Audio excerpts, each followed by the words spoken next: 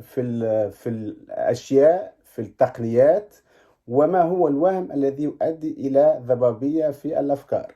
ثم في العنصر الثالث سأتناول التناولات أو المشروع الوهم في الأعمال النحتية الإنشائية، يعني les procédés illusoires dans les réalisations sculpturales. سأقرأ كاملا ثم المداخلة كاملة، ثم لربما أعقب بالعربية لأن هناك بعض التفاصيل وهناك بعض الكلمات التقنية كذلك. La vie n'est désormais plus conçue pour la morale. هناك كما يقول نيتشه La vie n'est désormais plus conçue pour la morale, elle vit d'illusions. À partir de cette citation des philosophes allemands Friedrich Nietzsche se manifeste la complexité des procédés de l'illusion en tant que finalité picturale. Malgré sa large définition, l'élément illusoire reste sensible, surtout dans l'art visuel. En effet, la distinction entre réalité et non-réalité ne tient qu'à un fil. Plusieurs éléments peuvent néanmoins détourner la fonctionnalité principale de l'élément plastique, notamment l'humeur de l'artiste, la nature de la réalisation, le médium utilisé, l'imprévisibilité des sens, surtout tout ce qui rapporte à l'organe optique. La nature de l'élément illusoire permet, malgré son aspect irréel, de nous interposer dans le réel. Son rôle est désormais de mettre en cause la vérité en camouflant la subjectivité des paysages et des personnages quotidiens représentés souvent avec maladresse ou une simplicité banale. Ce procédé, bien sûr, permet relativement d'éliminer les défauts et les erreurs dans les réalisations paysagistes, non pas pour le rendre surréaliste, non pas du tout, mais pour maintenir une réalité symbolique caractérisée par une symétrie suprême qui possède souvent pas mal de détails idéalistes intégrés dans les exigences des canons esthétiques. Donc ici, le concept de l'illusion se présente très varié. Il se manifeste vraisemblablement complémentaire, mais avec des techniques essentielles. La multitude des variétés entreprises dans différents ouvrages nous met en échec de définition de l'élément illusoire, puisqu'il possède une large étendue temporelle. Toutefois, il est important de garder une distance distinctive entre opacité et illusion, comme je viens de vous dire tout à l'heure lors de l'introduction. Car l'élément esthétique, soit dans sa nature matérielle, soit dans la nature conceptuelle, peut nous trahir par plusieurs symptômes semblables et nous placer dans l'erreur. Un élément qui va conduire, bien entendu, à l'ambiguïté et l'incertitude dans l'identification de l'exercice esthétique. C'était l'introduction. كانت هذه المقدمة وربما سأشرح بعد في النهاية. العنصر الموالي العنصر المهم بعد المقدمة هو العنصر الأول الذي تحدثت عنه. La première partie, les éléments d'ambiguïté considérés en dehors du champ illusoire. يعني هنا سأتحدث عن العناصر الخارجة عن إطار الوهم المطلوب في الفن التشكيلي لأجل قراءة ناجحة وقراءة جيدة. Les éléments qui sont très demandés pour avoir une bonne lecture de l'œuvre picturale. En tant qu'ensemble des pratiques picturales, l'illusion était un élément essentiel depuis le début de l'art plastique datant des 3 millénaires avant notre ère. Son procédé est plutôt commandé par des canons esthétiques qui possèdent une finalité objective.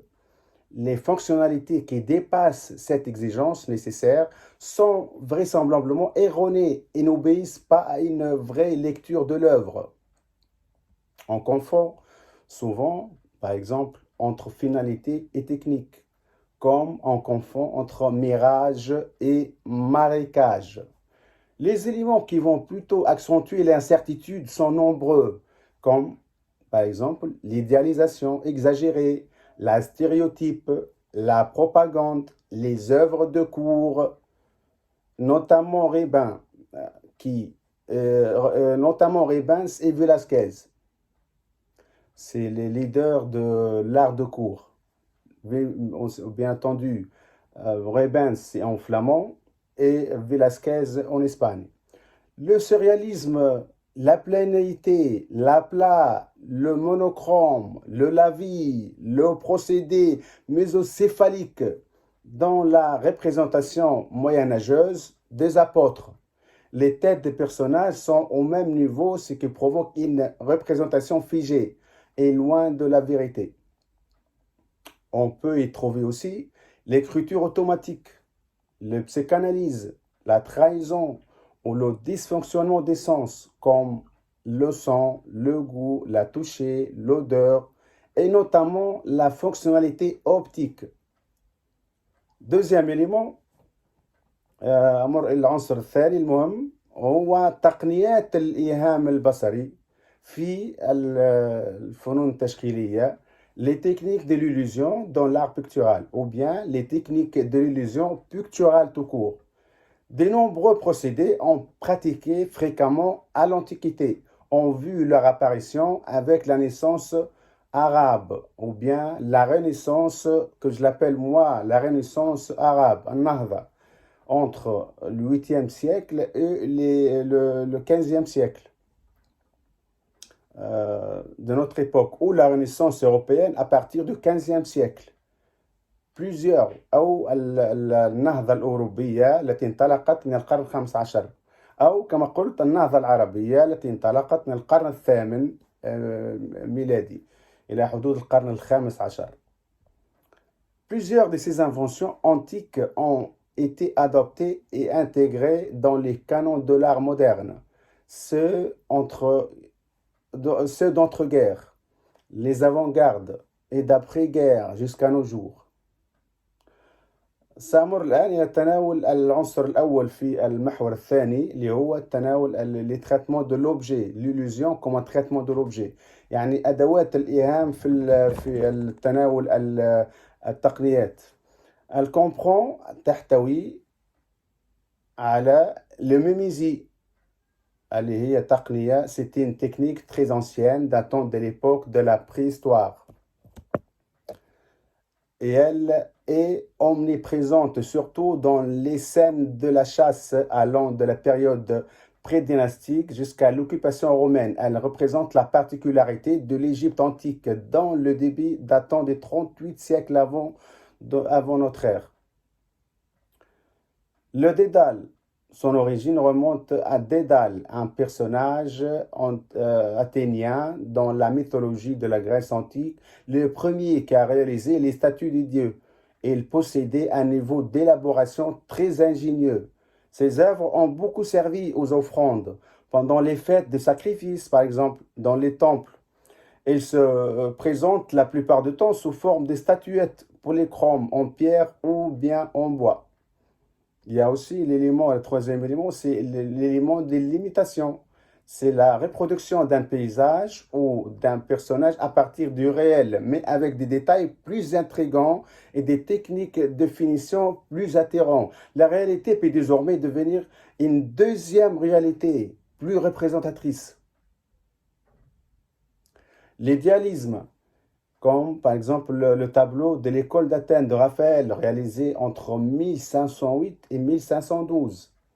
Il a resté 4 ans en train de réaliser ce tableau-là. C'est un fresque géant. Le miroir. Par exemple, ici, le tableau des époux Arnolfini de l'artiste belge Jean van Eyck, réalisé en 1434. Et certaines œuvres de l'école espagnole, notamment Vénus à son miroir de Velázquez, réalisé en 1947. Il y a aussi les Ménines, réalisé aussi dans cette période-là. Le trompe-l'œil, il se compose de deux parties.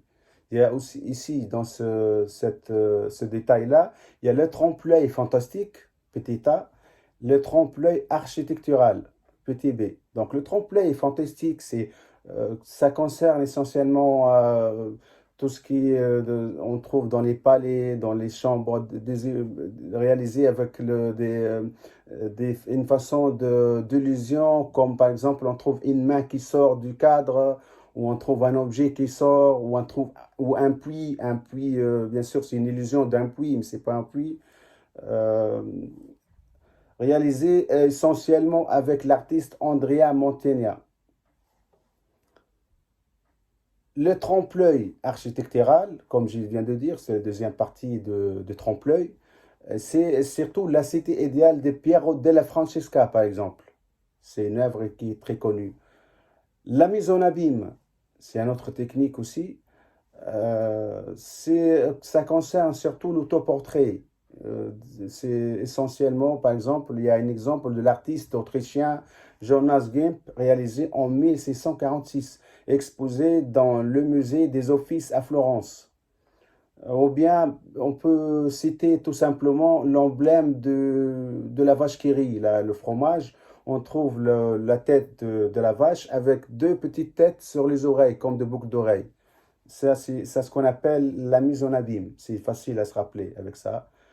L'ex-voto, ce sont des objets de valeur sous forme des offrandes avec un niveau de réalisation aux supériorités ultimes, servant pour l'objectif de satisfaire et assurer le contentement des dieux.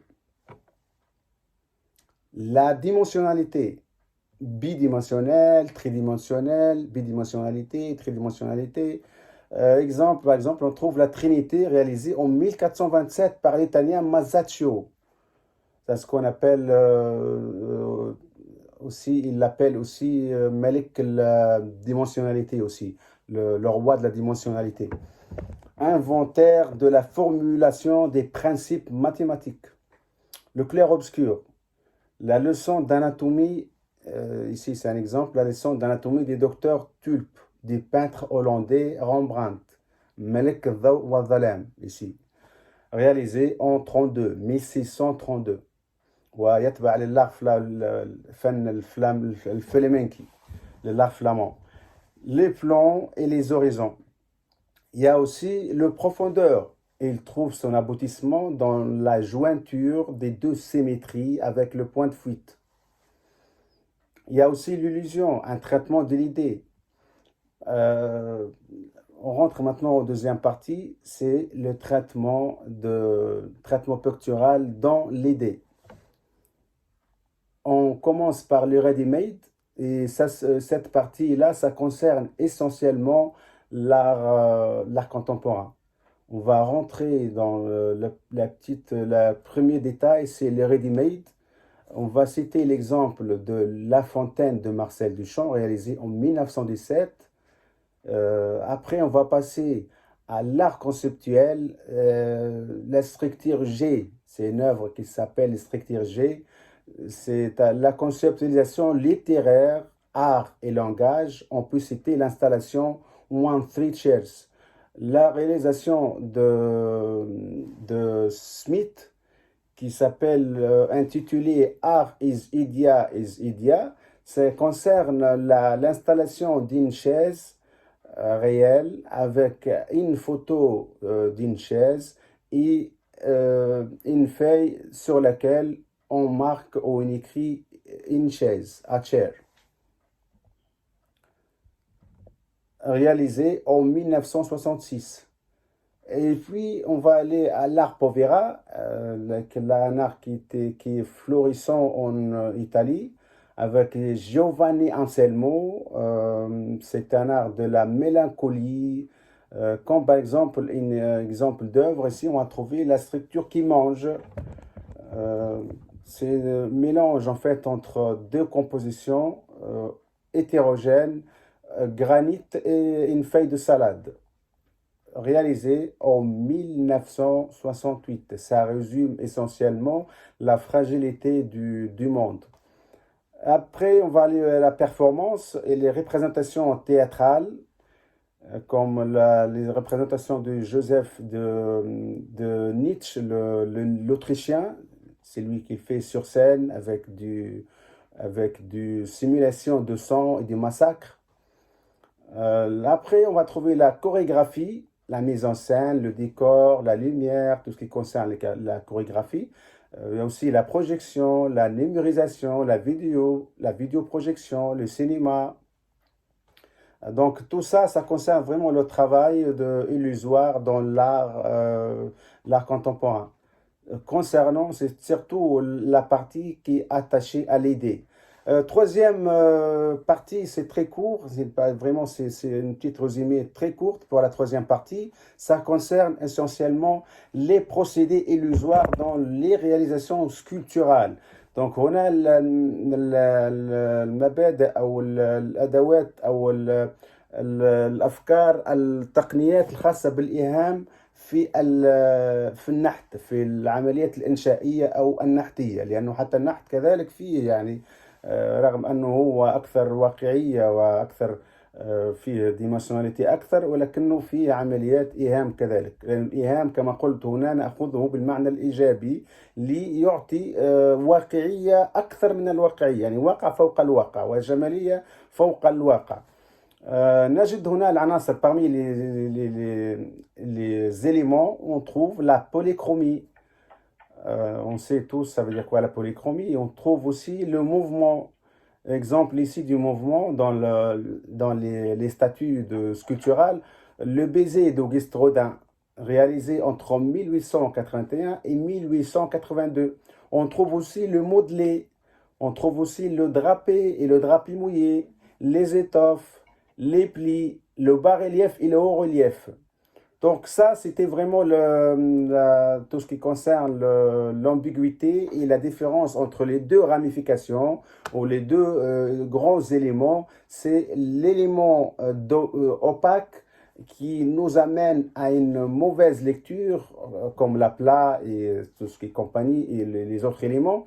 Et comme la vision avec le khida' al-hawas et tout ce qui va avec ça. Et le deuxième élément essentiel, c'est qui nous amène à une lecture essentielle et importante de l'art pour avoir une bonne lecture et pour avoir une bonne considération de l'œuvre.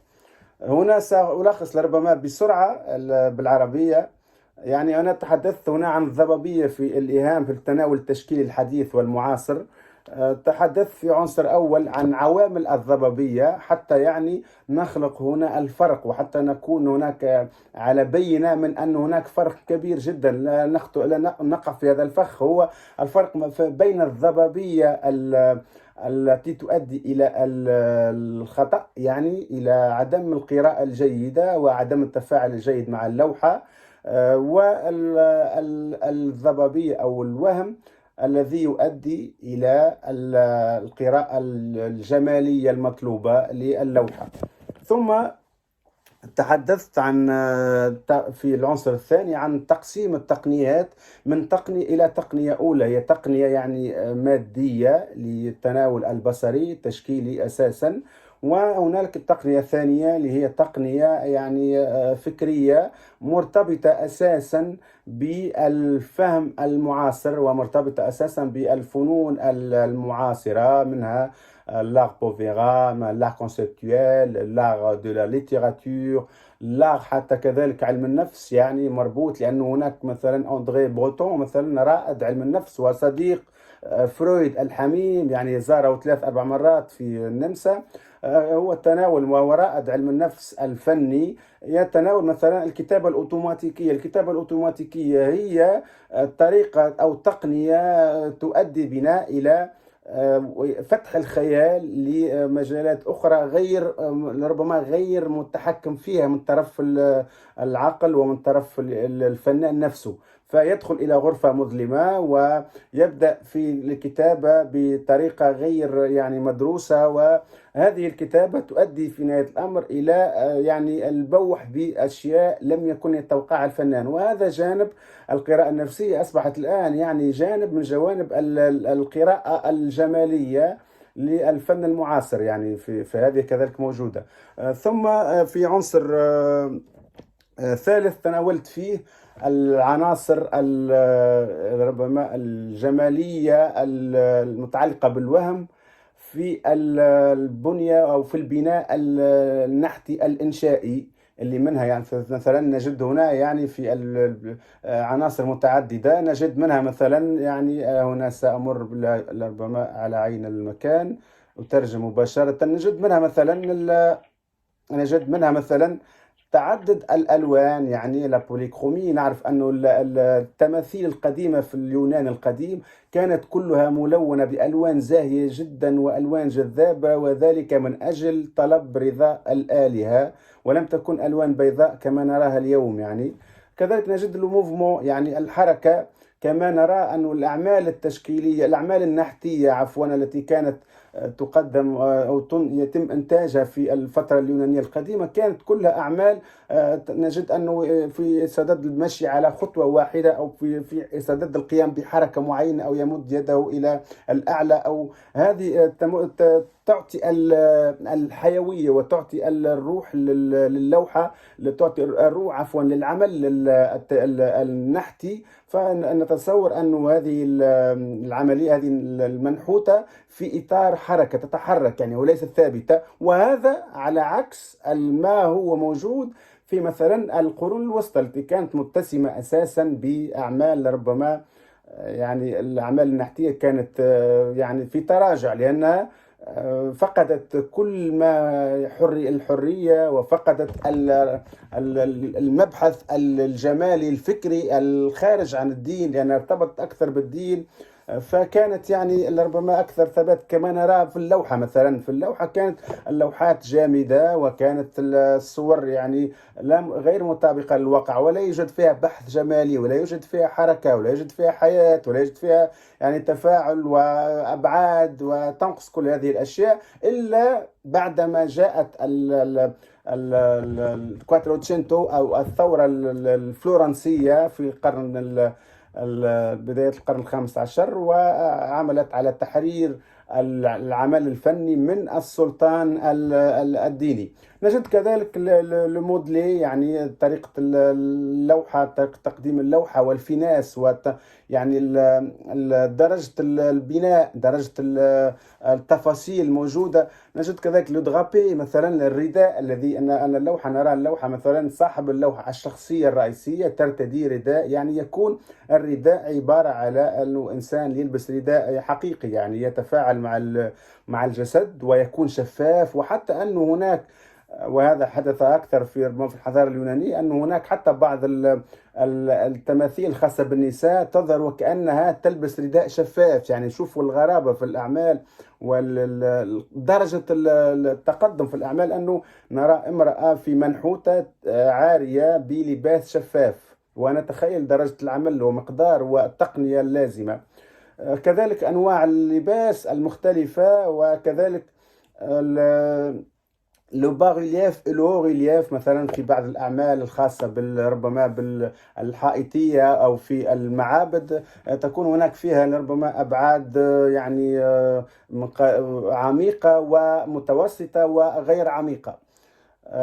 هكذا أكون قد أنهيت مداخلتي واجتهدت في الترجمة باللغة الفرنسية أساسا، وإن شاء الله تكون في المداخلة القادمة إن شاء الله تكون باللغة العربية لكل محبين ومتابعين. وشكرا. شكرا أستاذ مهدي على هذه المداخلة الأنيقة والشيقة، ونشكرك أيضا على الترجمة الفورية. إذن نمر إلى وختامها مسك إلى الأستاذ برهان بن عريبية. كيف لي أن أقدم أستاذي ومؤثري، ولكن سأكتفي بتقديم سيرته الذاتية الحافلة.